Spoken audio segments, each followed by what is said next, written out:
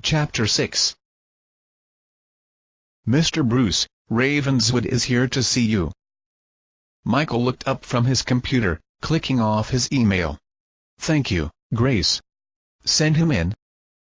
Since starting to work with Melody at Stan's Coffee House, Ravenswood only came into the office twice a week. As chief security officer, those days were packed with background checks, telephone calls, vulnerability tests, and every other sort of thing to keep the company safe. Michael was far more likely to see the man on the rooftops of Gale than he was at the office. Ravenswood cadaver walked in, dressed in a button-down shirt and slacks. Even when on the job, the man rarely wore a tie. "I thought you only worked on Tuesdays and Thursdays?" Michael asked, knowing full well that was the man's schedule. "I had to drop off some paperwork. Plus, I wanted to see how your meeting with Bling went." Against his better judgment, Michael had agreed to meet his rival to discuss a building they both had an interest in. As usual, Bling had monopolized the conversation, dismissed everything Michael suggested, and tied things up by abruptly telling him to leave. About as well as I expected. There was one interesting thing, though. When I left, I saw a man who resembled Rufus Thorne enter the building. So Dark Flame was right. Michael nodded. But the question is, what is Bling doing with Thorne? Bling's the last person in the world who would have sympathy for those anti-government types. Maybe domestic terrorists need rental space, too? The CEO shrugged. So why else did you come here? I finally found out where I'd heard of Sarah Wolf before. Oh? Michael leaned in, suddenly interested. Ravenswood pulled an envelope from his pocket and tossed it to his friend. "When I was investigating if Yul was your father, I was doing all kinds of genealogy checks. I wanted to see if there was some kind of long-lost relative that I could contact that might have information on your dad. I also did a bunch of veteran searches, since your family was connected to the military. Most of those documents are kept in archives where you have to sign them out. Thing is, in both places, I ran into the name Sarah Wolf. Not everywhere, but often enough that I realized she might be trying to find out about your family, too. I put her on my list of people to follow up with, but the investigation ended up going in another direction and I never got around to it." Michael opened the envelope. There were photocopies of logbooks and ledgers from libraries and historical archives. Each listed a series of names, including Sarah Wolf. "So what are you saying? Do you think she's a distant relative or something?" "I'm saying that I think she may have a connection to your family. Or at the very least, she was digging around trying to find information about them." The private eye leaned forward in his chair. "I think it's something we should at least look into." "That's going to be difficult since we're not really sure what we're looking for." "What about asking your dad? Maybe he knows something." "No, I don't want him involved. To this day he's still evasive about certain things, and he's never fully told me what happened in Switzerland. I'd prefer to keep him out of this until we know a bit more." "All right, your call. But that brings us back to square one." "Not exactly." Michael picked up the phone, hitting a button. "Who are you calling?"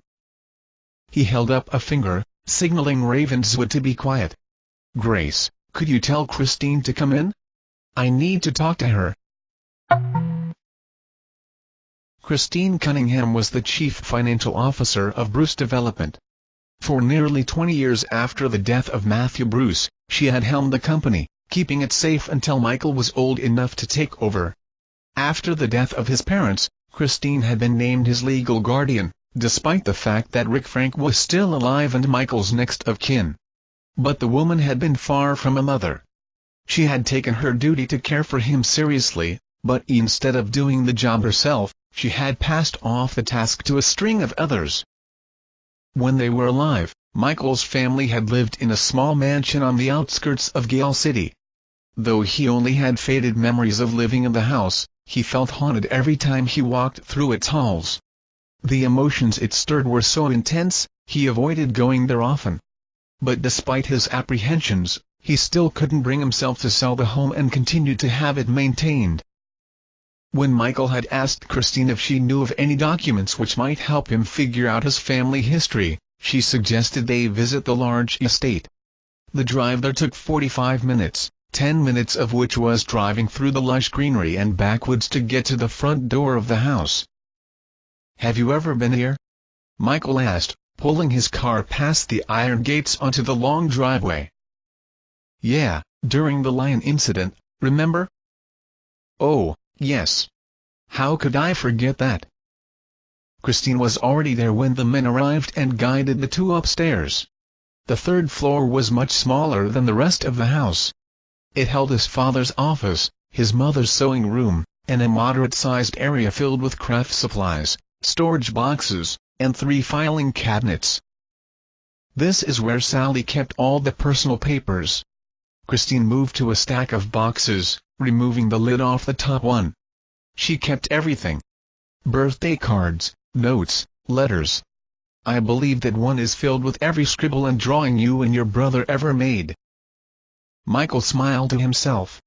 He didn't recall much about his mother, but he did remember how nostalgic and sentimental she was. It didn't surprise him that she would want to keep everything possible that would have a significant memory attached to it. "This is great," Ravenswood said, pulling out a handful of Christmas cards. "This is where you find the good stuff. These are the kinds of things that tell you the real story behind families and their connections." Christine seemed disinterested. "There's a few pictures here which she was using for her scrapbooking. The rest are up in the attic. There's got to be a half-dozen boxes filled with portraits, if you need to see that kind of stuff." "No, this is fine," Michael said, relief in his voice. He hadn't relished the possibility of going through a bunch of old Polaroids, or dealing with the emotions they might stir up. He was happy they were tucked out of sight. "I'm more interested in this stuff, anyhow." Ravenswood pulled out a small day planner and flipped through the pages. "Wow, your mom was amazing. She kept a log of everything she did, every day." The two men spent the next 2 hours going through the piles of papers. Michael had decided to stick with the filing cabinets, sifting through the myriad of birth certificates, deeds, and other important documents. Ravenswood took the boxes, reading notes, cards and letters. Michael was almost through the first drawer of the second filing cabinet when he pulled out a manila folder. On the top, in his mother's handwriting, were the words "Christmas trip." Inside, along with brochures and airline quotations, were passport applications for him and his brother. Grabbing the portrait of a dark-haired child, Michael stared at it, his heart starting to race. "Stephen. Stephen." Michael tried to call the name, but his mouth didn't seem to work. The boy had tried to wake up before, but every time he did, he felt so tired that he quickly fell back asleep. This time was different. His eyes were closed, but he could hear things around him. He could feel things, too. His upper arm hurt, more than it had hurt before. His leg hurt too. He tried to move it, wiggle it a little bit, but there was something holding it down. "Stephen," he screamed in his head. Stephen was his brother, his big brother. Sometimes he hated the boy, especially when he tried to take his toys. Most of the time, though, he was his best friend. His older brother always took care of him, made sure he was okay. When Michael had gotten stuck in a tree, Stephen had come with a ladder and helped him down. He didn't even tell their mom, which was good, because she would have been mad. Stephen was always there for him. Where was he now? Stephen. This time he felt his mouth open a little and a tiny bubbling sound came out. But doing it made him tired. Really tired. He wanted to fall asleep, but he tried not to. Then he heard the sounds. There were people talking. There was a lady. He wasn't sure who it was. There was also a man. This one he knew. Grandpa Rick. His grandfather was saying something and he sounded mad. "I'm a military man. It's my life and my career. I don't have a trust fund or multi-million-dollar business to fall back on if I leave. I can't have a small child with me. The woman started talking and she didn't sound happy either. I never planned to have children. This is a total disruption for me, too. I can preserve a business for his future if I spend all my time babysitting him. We've gone around and around on this, Christine. The doctors say he'll be coming out of the coma soon. We have to make a decision. Michael's grandfather was quiet for a moment. We discussed a permanent caretaker. A nanny, yes. Then private schooling. Yes. Christine's voice sounded happier. Off-seasons there are camps and such. I have no problem taking him on holidays, but I can't have a 6-year-old ward, Rick. The words were making his head hurt. Michael opened his mouth again and was surprised when a word came out. Mommy. Oh, my God, he's awake. Michael's eyes fluttered open. Above him was his grandfather. The man looked the same like he always did, but his eyes were red, really red. Mikey. Where's Mommy? Where's Daddy? They're not here. The man wiped his fingers across his eyes. Michael felt scared. Very scared. Where was Stephen? Why was his grandpa crying? Where was his mom? Where was his dad? He was hurting a lot and he wanted his mom. Mommy. He started to cry, harder than he had ever cried before. Mommy. His grandfather squeezed his hand, stroking the boy's head. Mikey. Shh. It's okay. It's okay. The boy cried for a long time. His grandpa let him, pulling him close and holding him. But the crying made him tired. Soon he was too tired to cry and his voice trailed off. I want to see my mommy, he whispered to his grandfather. Later, his grandpa said. Later. Michael's eyes sagged. This time he wanted to fall back asleep. Promise? Promise. Grandpa Rick smiled as the boy slipped back into unconsciousness. Michael walked into the common room. There were 3 small booths in the corner, each with a phone inside. The first booth was open, the phone placed on the small table.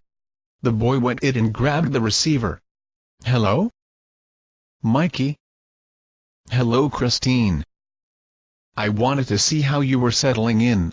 The woman tried to sound happy, but he knew talking to him always made her nervous. Michael had been at the boarding school for a little over a week. Situated in France, he had already picked up a good deal of the language. But it was hardly an issue as most of the students were from England and America. His room was clean, his teachers nice, and he had plenty to do to keep him occupied. The only thing was that, despite having settled in, he hadn't managed to make any friends yet.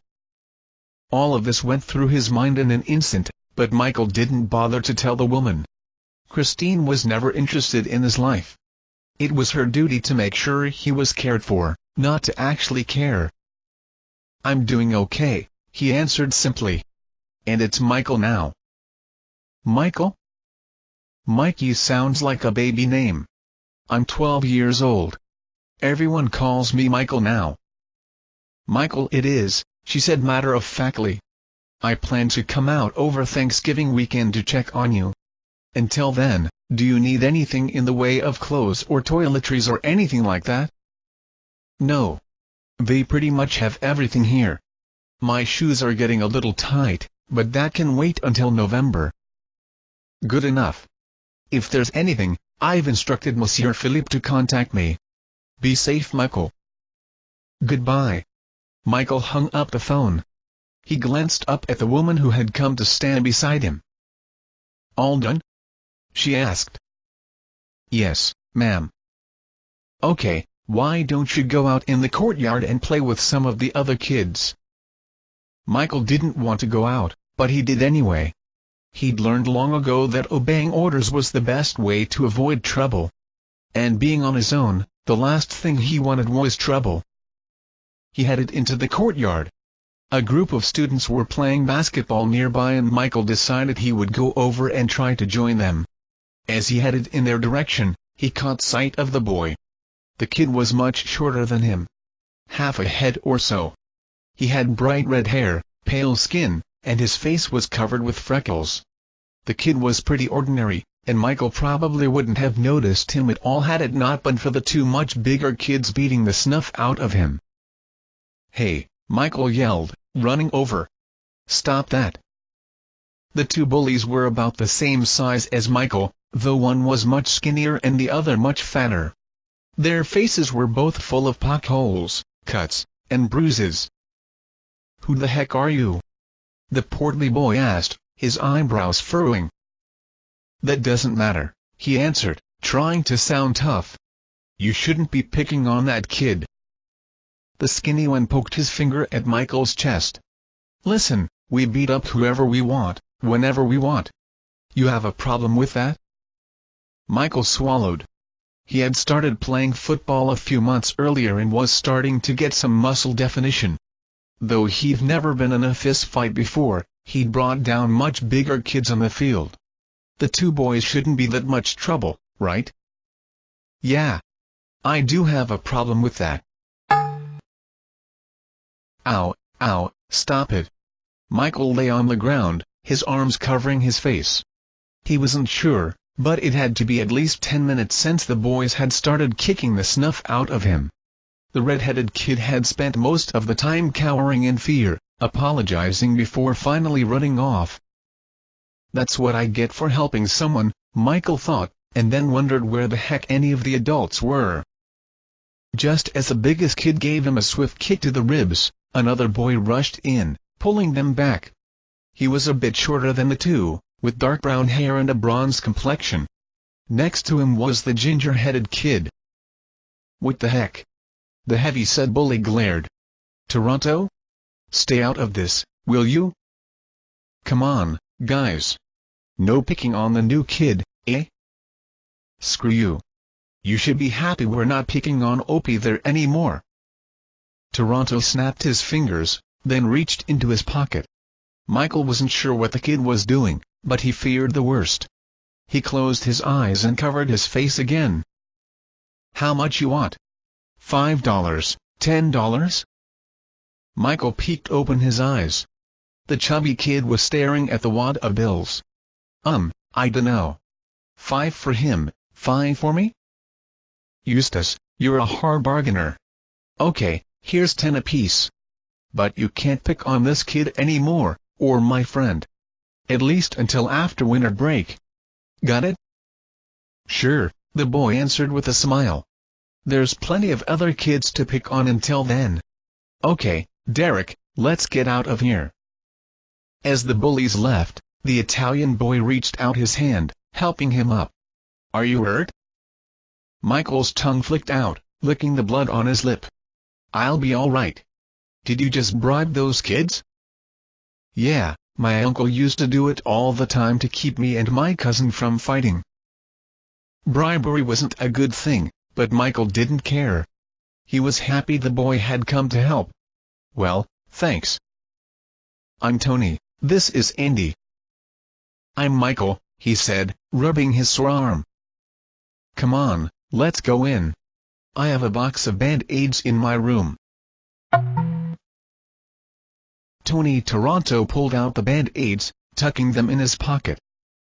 "What are we going to need those for?" Andy asked, wringing his fingers. "Don't worry about it. I'll tell you when we get there." "Michael," Andy whined. Michael smiled, grabbing his friend by the shoulder and pushing him ahead. "Come on, twerp." It had been 2 months since the incident in the courtyard.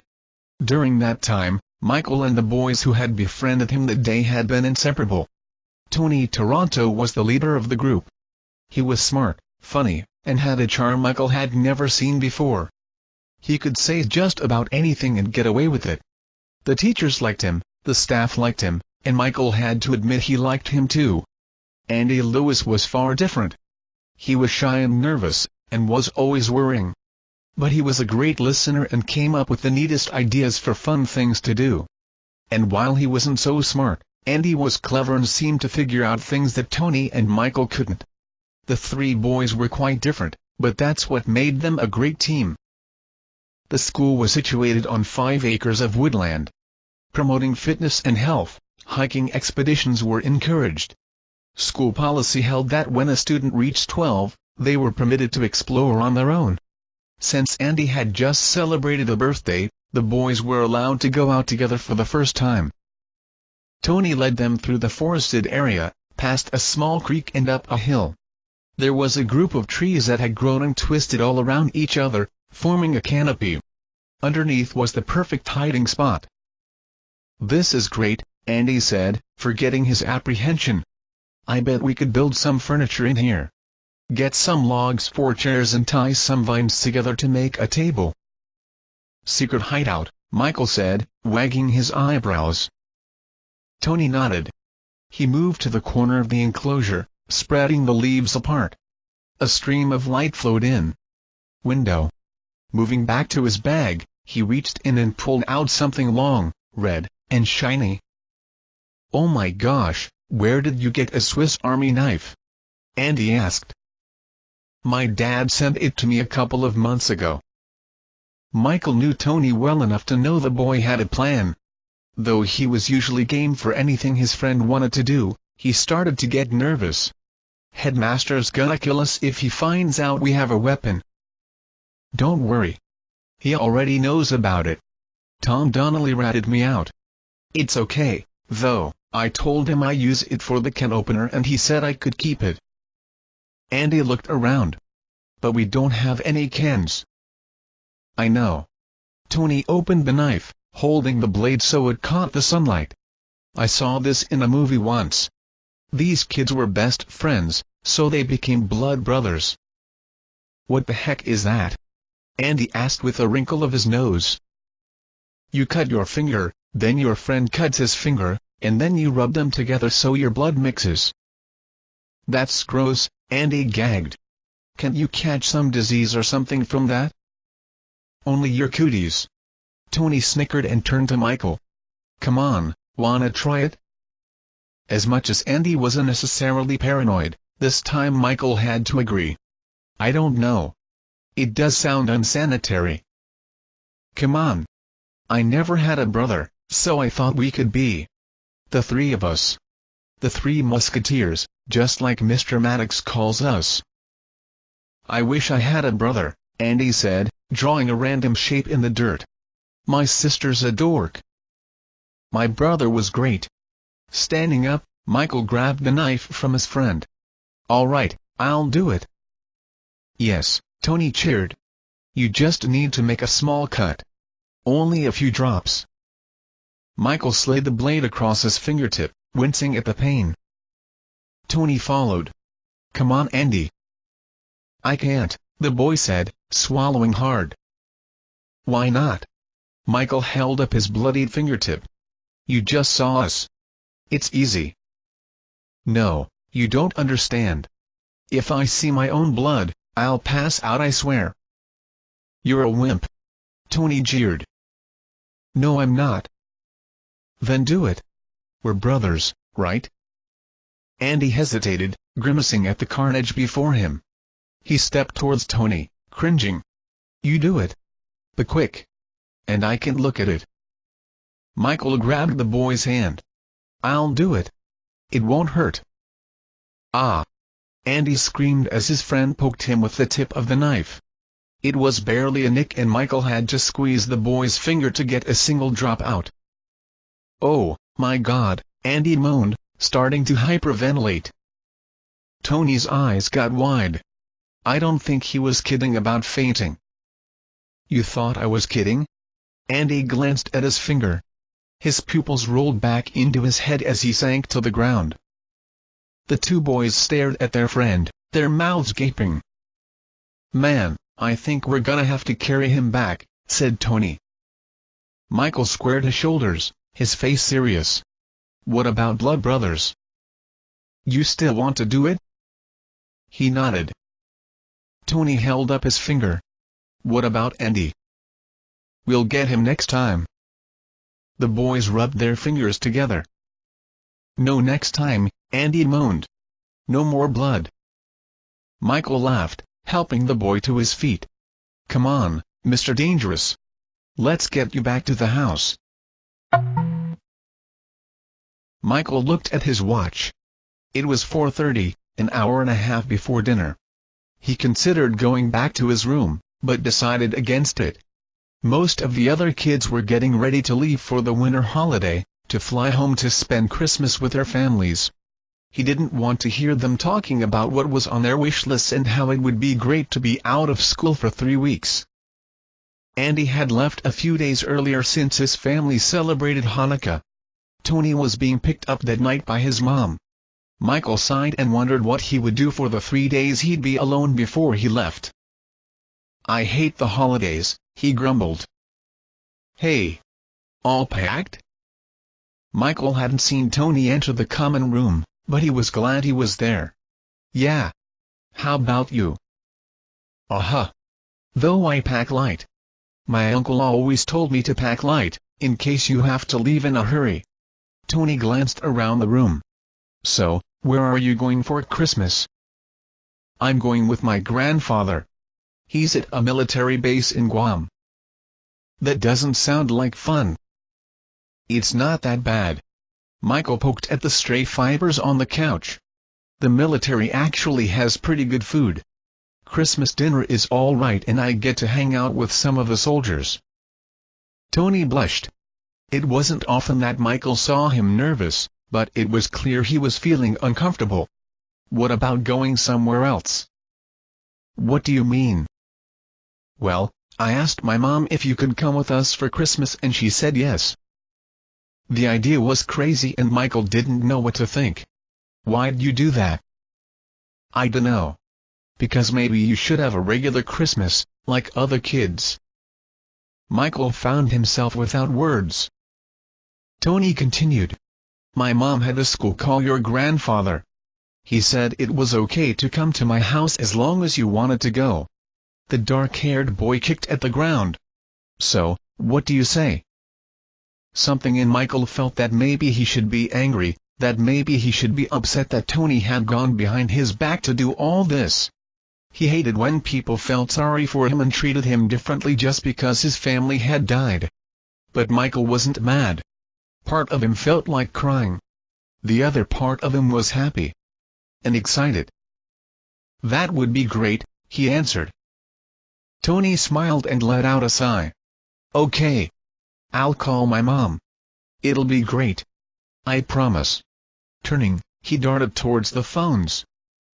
"Tony," Michael called after his friend. The boy stopped and turned. "Yeah?" "Thanks." Tony smiled and held up his finger. "Blood brothers, remember?" "Brothers," Michael whispered. "Michael. Michael." Michael snapped forward, glancing around the room. Ravenswood was next to him, pulling the folder from his hands. "Are you all right? Did you find something?" "Sorry, I was just thinking about my brother." He glanced down at the paperwork. "I found the passport information from before we went on the trip." Ravenswood scanned the documents and nodded. "I found something, too." He held up a green card decorated with rainbows and flowers. "A baby shower invitation?" "You never told me your aunt was pregnant." "I don't remember her being, but I was just a little kid. I don't know if I'd have noticed." Ravenswood pointed to the party information.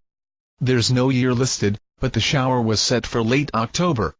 That would coincide with a due date around December or January.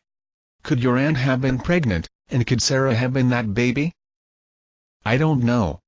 Looking at the flowery writing on the card, Michael suddenly found himself irritated. "You know, I think we're barking up the wrong tree here.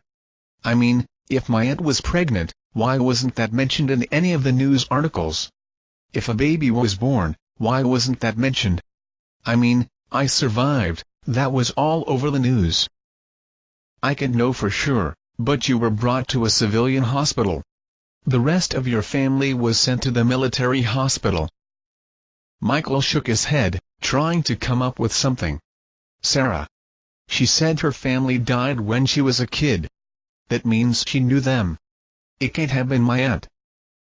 Ravenswood didn't have an answer for that, but remained skeptical. I just don't think we can rule anything out right now. It was not the answer Michael wanted to hear. In fact, he didn't want to hear anything anymore. You know, I spent years dealing with the fact that I had no family, okay? I can believe out of the blue, some woman is gonna show up who's my cousin or something.